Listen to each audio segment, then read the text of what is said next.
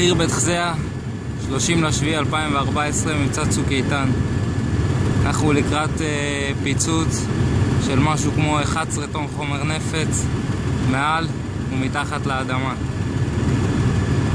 פיצוץ יוקדש לזכרם של שלושת נופלי הגדוד מתחילת המבצע: מיטאורי זיכרונו לברכה, גיא בוילן זיכרונו לברכה ומושיקו דווינו זיכרונו לברכה.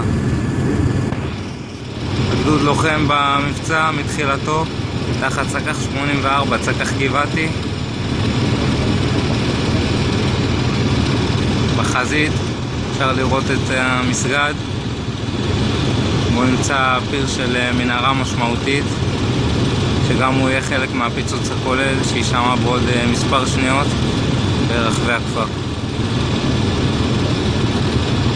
ברגעים אלו נותן מפקד הגדוד את הפקודות בקשר החטיבתי ובקשר הגדודי. בעוד מספר שניות ישמע פיצוץ.